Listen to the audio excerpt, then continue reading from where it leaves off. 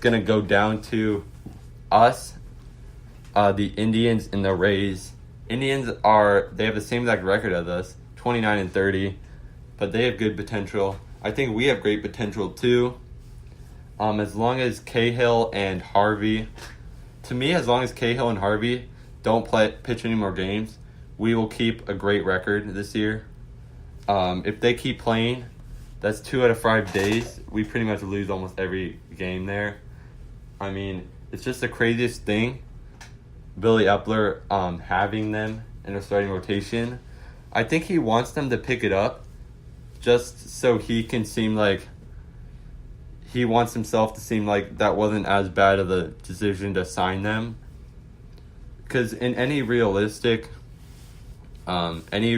scenario, you obviously have to DFA to these guys. They don't really show any signs of getting better. I mean, maybe Cahill a little bit, but not really at all. They're just both really bad, and they don't belong on a team that's trying to make the playoff. Let's talk about kind of the league around us. The Rays, I mean, I honestly have no idea how the Rays have a over 600 win percentage. I mean, these guys just don't really have that great of a team at all. I'd say we have a way better team in terms of talent. They just find ways to win games, I guess. I mean, they got 90 wins last year. It's going to be really hard to get a wild card spot. Well, it's going to be tough. It's definitely possible. The Red Sox, I mean, the Red Sox and Yankees are both most definitely going to be in the playoff this year. Red Sox are 500 right now. I don't really know how that's possible. We're going to have to keep looking at that. They should be picking it up.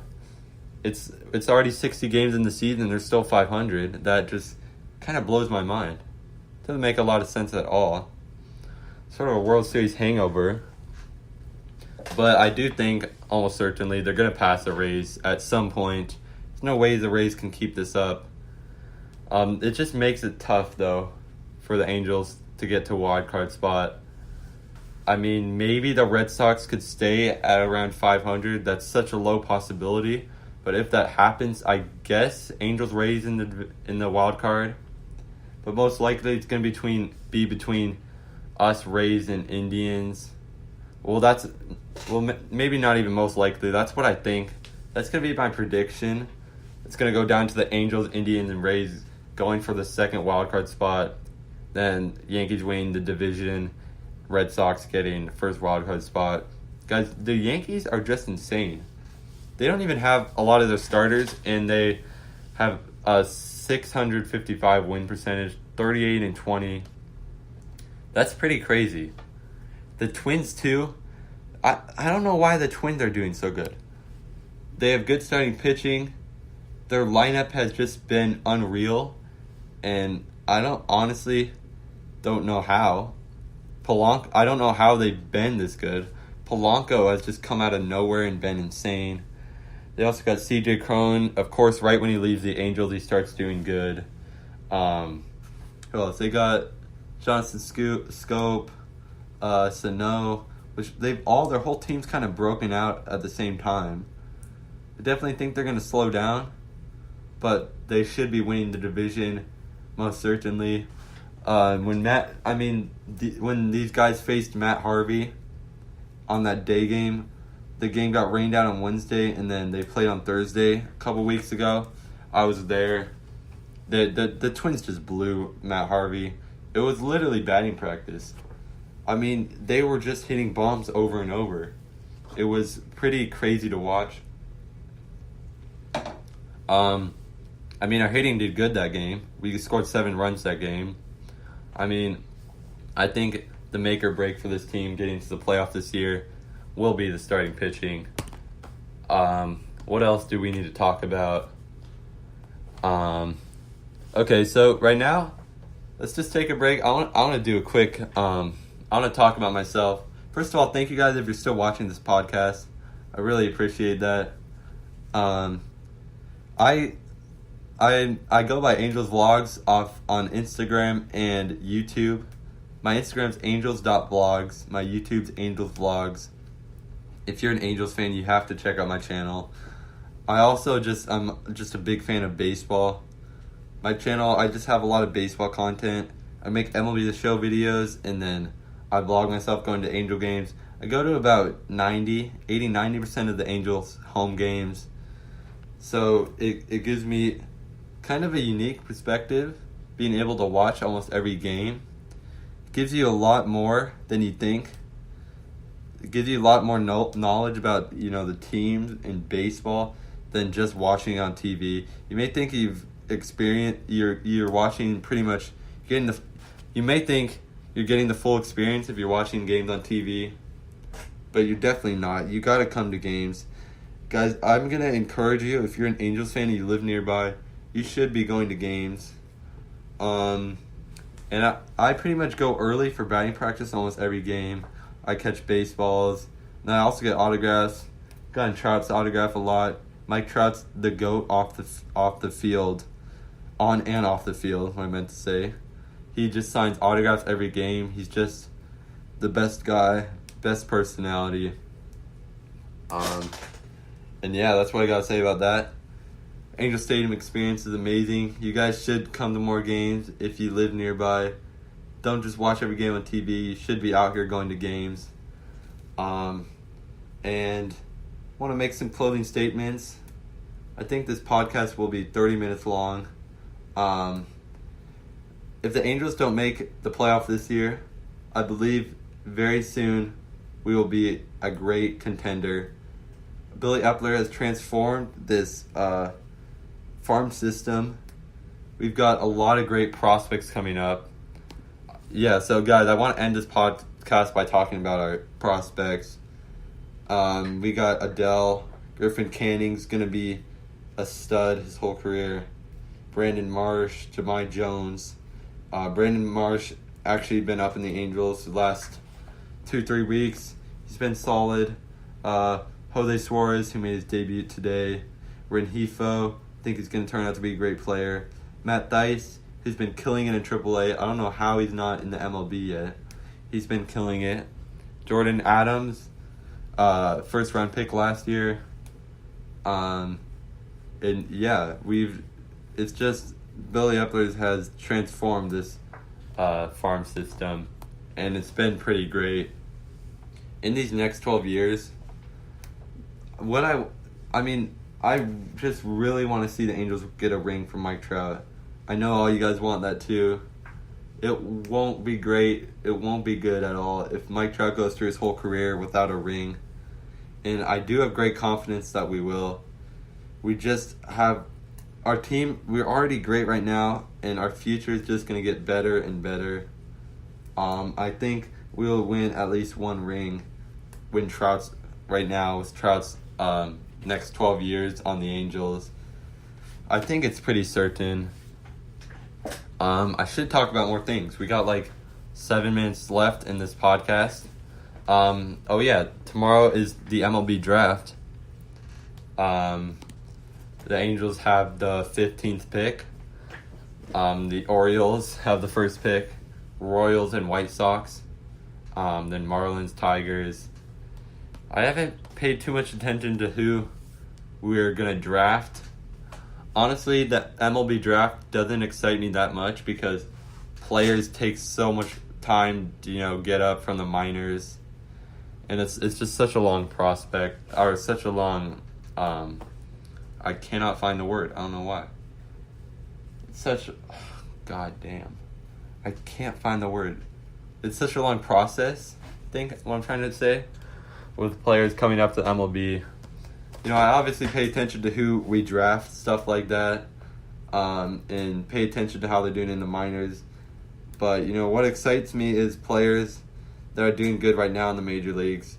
Because if a player's doing great in the minors, it doesn't mean much. Well, it's exciting, definitely, but once you see that they're doing great in the MLB, you know that they're going to become a great player. Canning has been great so far, so we pretty much know that he's going to have a great career. Yeah, and who else is a rookie? I want to talk about our rookies. Fletcher this is his second year. Well, this is like his first full year, isn't it? I believe so. Otani's second year, obviously. He's got an unbelievable future ahead of him. I mean, this sounds cheesy, but the sky is a limit for him. I mean, literally, he has the skill to become an ace pitcher or an amazing slugger. I don't think he can become both of them. It's just hard to pitch and hit at the same time. I mean, you look at Babe Ruth. Even Babe Ruth didn't do that. He was only a pitcher, and then he went only to hitting. And we saw that his rookie year. His rookie year was just unreal. Especially the first homestand at Angel Stadium. He literally went on a tear, like hit a home run every game, and then he almost threw a perfect game through like 7 innings. That was my greatest experience at Angel Stadium ever, watching him be perfect until like the 7th inning in his Angel Stadium debut. And then his first at bat, he hits a home run. I mean, that you can't even write that stuff. That is just unbelievable. Obviously, Ty Buttrey is pretty young. He's had like low 1 ERA. ERA is in the 1 point something. It's really low. He's been great for us, and we got him for the Red Sox. All we gave the Red Sox was half a season of what's his face? I can't even remember his name. I'm really not thinking right now. Ian Kinsler. He's now in San Diego. And you guys all see that clip of him hitting the home run and then yelling F you all to the fans. That's hilarious. I don't know. Why did he even do that? The fans must have, booed him or something. I mean, they have a kind of a reason to. Well, no, they don't. No fans have a reason to boo their players. That's literally the dumbest thing you could ever do as a fan. But he's been awful. Ian Kins was awful. We definitely got a steal from the Red Sox by getting Ty Buttrey. Canning is a rookie. I don't know if I talked about him. He's got a great career in front of him. We just got a lot of young players that are coming up. Hansel Robles, I believe, is young. I believe Felix Pena is pretty young, too. Who else do we got? These players that we got, Goodwin, Tommy La Stella, I hope we can sign these guys long-term after the season. They have... I'm assuming they're all 1-year deals. And this guy, Cesar Puello, I believe he's very young. He played a few games for the Rays, I think, when I checked his stats. He played a few games for the Rays, and then now he's here. I don't know how old he is, but he's just doing great. Hopefully we can keep him. Hopefully he keeps it up, definitely. Albert, in terms of contracts, I don't know how much longer we have Albert. I think a couple more years. Obviously it's awful with his contract, but he's been he's been not bad. He hit a ground rule double today, hit a 3-run home run. He's still producing, you know what I mean? He can still produce. Low 200s average, but his slugging is almost 800. So he's kind of an average hitter in our lineup, maybe a little below average, but he can still provide a decent starting spot for us. I mean, Albert, I respect him. There's a lot of people that go out and, hate this guy. And that's just honestly dumb. You hate Jerry Dipoto for signing Albert Pujols for this much. If you're Albert Pujols and you get offered this contract, this insane contract, like a decade and hundreds of $1 million, of course you're going to take that contract. You can't get mad at Albert for taking the contract. What would you do if you were him? Just not take the contract? Just to say, sorry, Jerry Dipoto, this is not a good deal for you guys. I'm not going to take this. And, you can't be mad at him for being bad. We should have known, Jerry Dipoto should have known, Angels management should have known by back then that if you get into your late 30s, you're not going to be good. And Albert, it's not like Albert doesn't try. People have tried to tell me that Albert's doesn't care now that he's got a contract. He probably cares more than anyone. This guy works hard. He's put in so much work. I heard that a couple off seasons ago. He just put in so much work to get his legs in shape. because he's gotten slower. I mean,